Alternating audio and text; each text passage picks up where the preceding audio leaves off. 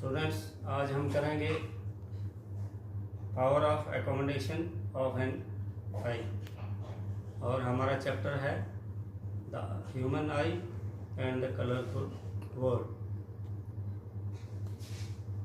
हमने structure and function of human eye पिछले lesson में डिस्कस किया था।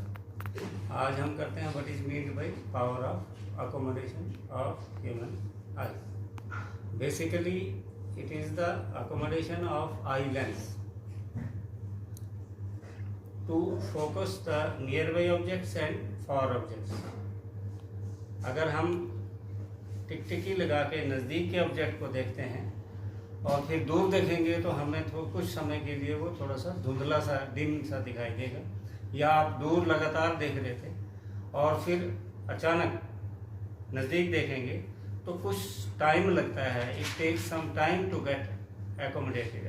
Our eye lens tries to accommodate itself, means it changes its focal length. That is called as power of accommodation.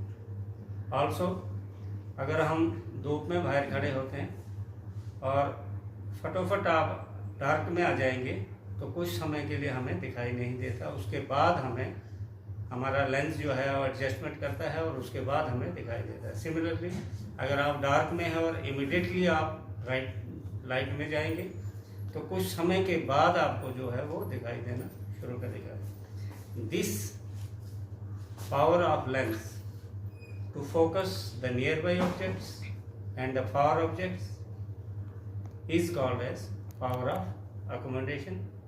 And in changing the power of accommodation, or in case of power of accommodation, basically what happens, the focal length of the eye lens, that is convex lens, is a type of convex lens, changes according to the environment.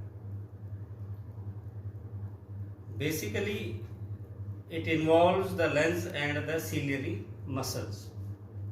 हमारी आँख के पीछे जो है muscles होते हैं और lens होता है, इसकी इन्वॉल्वमेंट होती है, और हमारे सिलियरी मसल जो है वो लेंस के कर्वेचर को अकोमोडेट करने में सक्षम होते हैं, वो इसको अकोमोडेट कर सकते हैं, मीन्स इसकी फोकल लेंथ चेंज कर सकते हैं।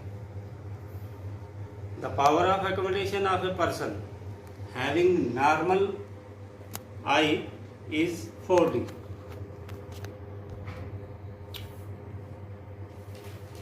The power of accommodation of a normal human eye होती है बेसिकली 4D। तो 4D का मतलब है यहाँ dioptre, that is power of the lens. With lowering of power of accommodation as person grows older, the person becomes less able to view nearby objects। जैसे जैसे हमारी उम्र बढ़ती है, जैसे जैसे हम ओल्ड एज की तरफ कदम बढ़ाते हैं तो हमारी पावर ऑफ अकोमोडेशन कम होते जाती है लेंस की, और हम नियर बाई ऑब्जेक्ट्स को क्लियरली देख नहीं पाते हैं, जिसके लिए हमें कुछ स्पेक्स या लेंसेज का यूज़ करना पड़ता है। I think it is clear to you what is meant by power of accommodation. Dear students, as we grow old, certain defects get formed in our eyes, means our eye is not able to focus the nearby objects or far objects, or near as well as far objects, or our lens is unable to focus the rays on retina। हम किसी object को clearly देख नहीं पाते हैं। जैसे जैसे हमारी एज बढ़ती है तो कॉमनली 3 तरह के डिफेक्ट्स होते हैं। फिजिक्स पॉइंट ऑफ व्यू से 3 डिफेक्ट्स हैं। एक है मायोपिया, जिसको नियर साइटेडनेस भी कहते हैं। नियर मीन्स नज़दीक। नियर साइटेडनेस का मतलब है कि उसको नज़दीक की चीज़ें दिखाई देती हैं साफ, लेकिन दूर की नहीं दिखाई देती। सिमिलरली दूसरा है हाइपरमेट्रोपिया, जिसको हम फार साइटेडनेस या लॉन्ग साइटेडनेस भी कहते हैं। इसका मतलब हुआ कि दूर की चीज़ें दिखाई देती है और नज़दीक की चीज़ें नहीं दिखाई देती हैं। और तीसरा डिफेक्ट है प्रेस बायोपिया। तो 3 तरह के डिफेक्ट्स हमारे हैं, मायोपिया जिसको नियर साइटेडनेस भी कहते हैं, हाइपरमेट्रोपिया जिसको लॉन्ग साइटेडनेस भी कहते हैं, और प्रेस बायोपिया।